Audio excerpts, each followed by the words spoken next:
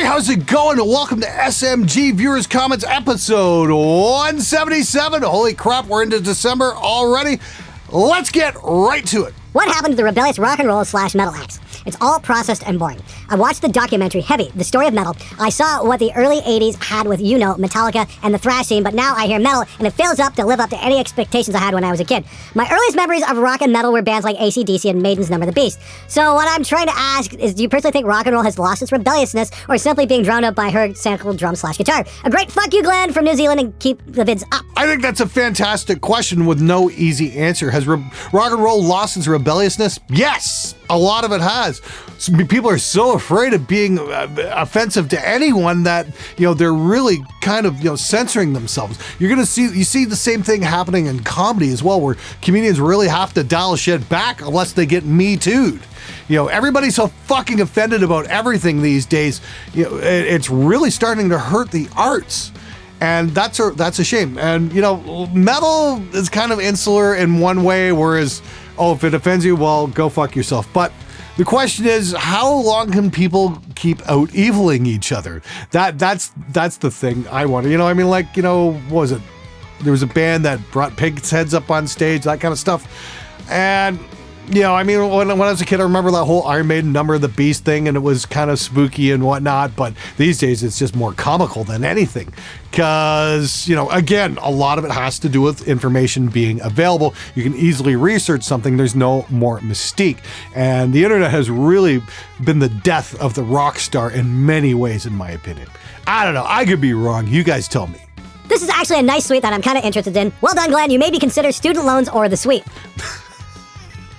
Oh, the Fortin Nameless plugin. Yeah, you know what? For a plugin, my God, that sounds incredible. I'm completely thrilled with how that sounds, how that particular demo turned out. Fuck yeah. If you don't know what I'm talking about, I'll throw a link in the description below. It's by Neural DSP. And as far as guitar amp sims go, VSTs, anyway, that one really takes the cake. I can't wait to see what Neural comes out with next, because I'm sure it's going to be fucking amazing. Hey Glenn, what is the farthest a band has come to have you record them? Did they bring their A-game to your studio? Cheers from Chicago. P.S. I heard you mention Windsor pizza being excellent. Come try 2 Chicago-style pizza sometime. I think that was come to Chicago and try the pizza. Yes, I've been to Chicago, and Giardino's was quite good. Windsor kind of has its own thing going on. New York's got some really good stuff as well. And one of my particular favorites is the Pismo Cafe in Pismo Beach, California. They've got amazing pizza in that place. That was a pleasant surprise. Twisting Life, they came up from Pennsylvania. They go to a school which is basically the budget Berkeley, and they drove up and did that Rock Me Amadeus cover and totally killed it. Yes, they brought their fucking A game. But I think the farthest I ever had was somebody come from Sweden actually one time, and that was to work on a bigger project, and that was pretty interesting as well. Where are the comments asking, why did you just donate that amp to school or something? Maybe because Glenn wants to support music education, not deter it. Gifting a crappy amp is not really a gift. Well, thank you, J-Bone. You're not the first person to mention that.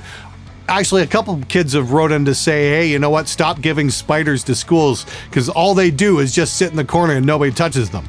There's a reason for that.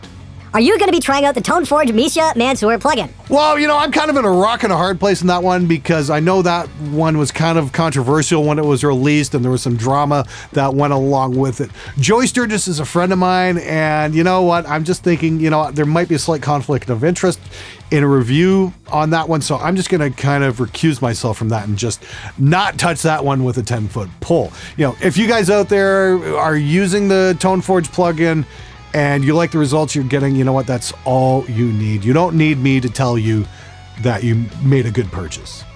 In America, school starts between 01 August to 18 August. Is that not normal? Our school years run from August to May. Yeah, I heard something about that. Is that across all the states? Because in Canada here, it's like from end of June, like June 21st, that's when summer starts, and you don't go back till after Labor Day weekend. Maybe it has to do with how our growing season is slightly different because we're a little bit northern latitude. But yeah, I've always wondered about that. Yeah, for us, schools always started after Labor Day. So you guys tell me, if you're in the States, where does your school year start? I am kind of curious about that, and I really wonder how much it varies. Going back to school in August just seems like a crap idea to me. It just seems like it'd be awfully freaking hot. Glenn has a particular type of bipolarism. He goes between foul-mouthed tirades and bursts of just terribly useful information. That bit about multiple interfaces was worth the price of admission. The cursing and F-bombs are just the cherry on top. Well, that's because I don't have any respect for superstition about language. If words like fuck and cunt make you upset, fucking grow up.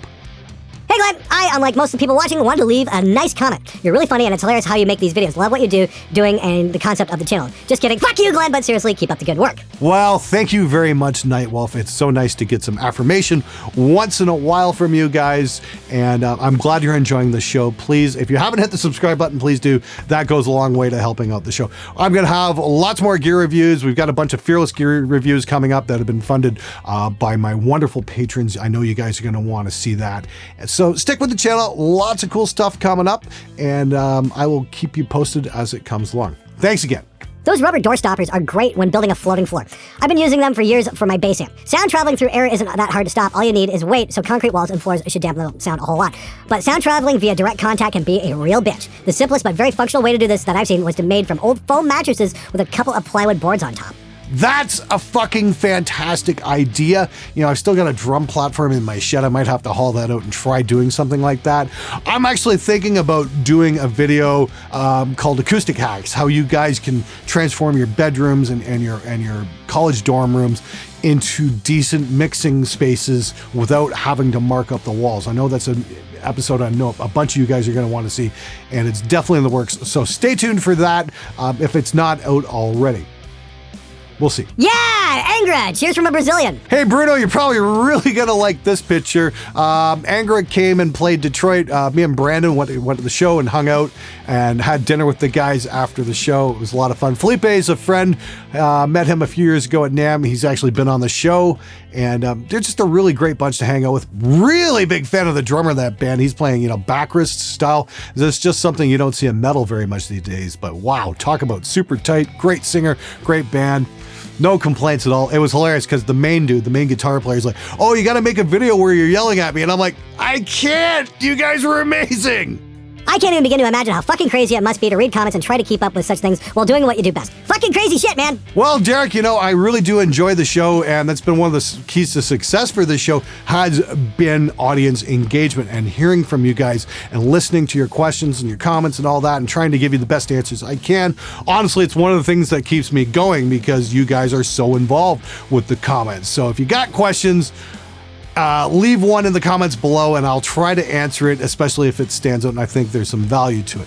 I always appreciate hearing from every single one of you guys. That's not bullshit. The cool thing is I do have an editor working for me. He's been editing down the last couple of viewers' comments episodes, so it's definitely made life a lot easier and I can spend more time doing other things than spending it in front of an editing desk. So that is a big help. Hey Glenn, I know session musicians are not too common in metal, but do you have advice for an aspiring session musician? Hey Reed, that's a great question. First and foremost, play bass.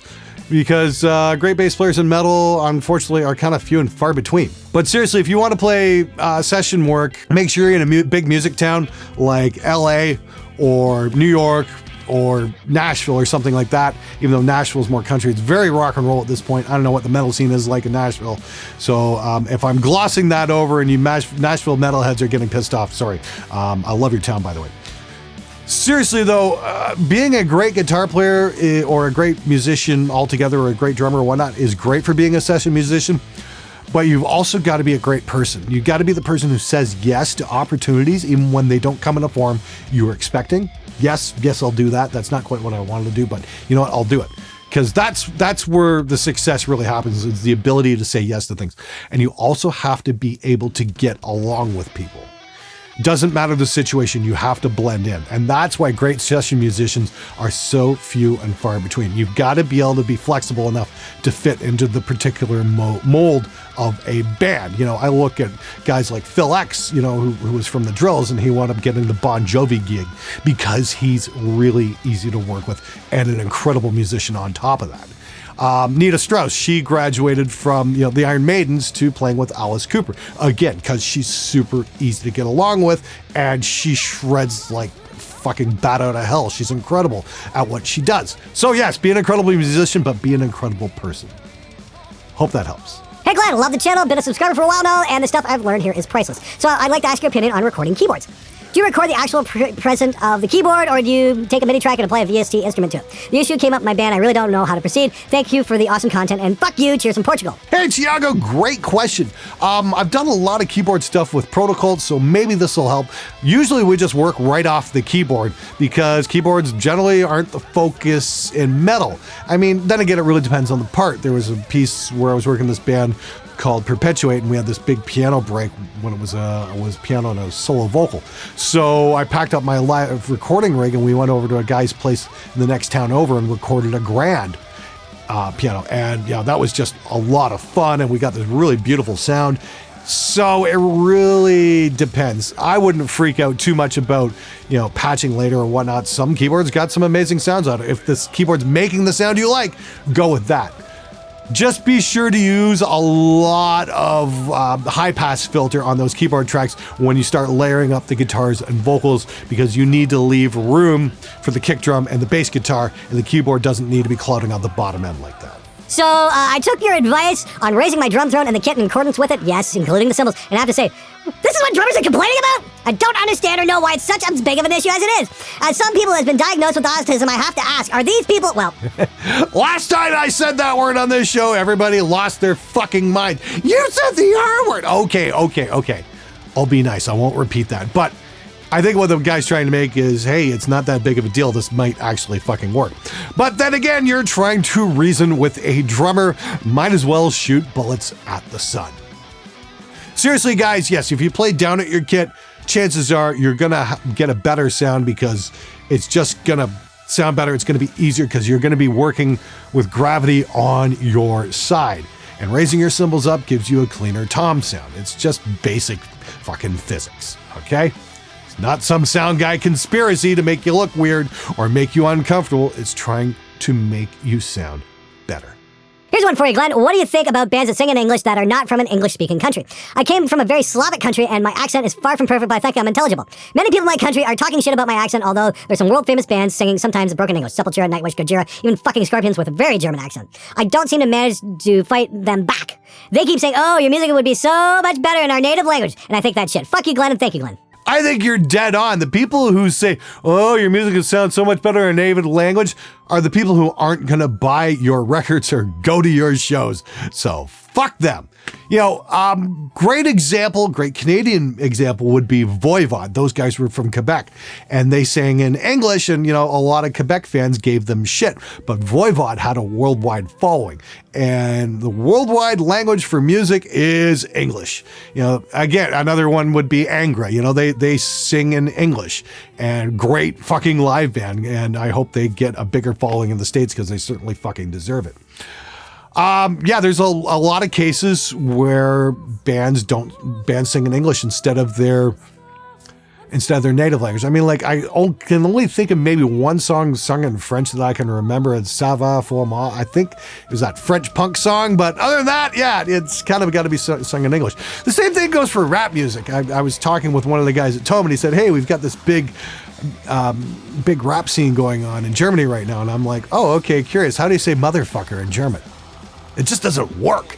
So yeah, for the most part, singing in English, unless you're a Japanese band and you're doing Visual K or something like that, or you're baby metal, because that actually fucking works in Japanese for some weird reason. It's definitely got its own flavor and own thing going on. And what is it? Pellet K said, I got to check out X Japan.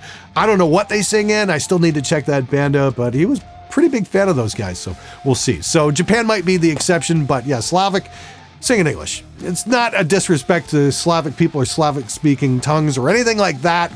It's just a point you have to remember you are on a world stage, and rock and roll is English. All right, that's it for this episode. Thank you so much for watching. Want to give a big shout out to my patrons for supporting this show. You guys absolutely fucking rule. I'm so grateful to each and every single one of you. And if you haven't joined up, sign up for my Spend a Buck, Give a Fuck campaign. All right, that's it for this week. I'm out of here. Hey guys, if you liked the video, be sure to subscribe as I post every Wednesday, Friday, and Sunday. If you want to learn more about recording, check out one of my tutorials or one of my gear reviews if you want the actual honest truth about a piece of equipment.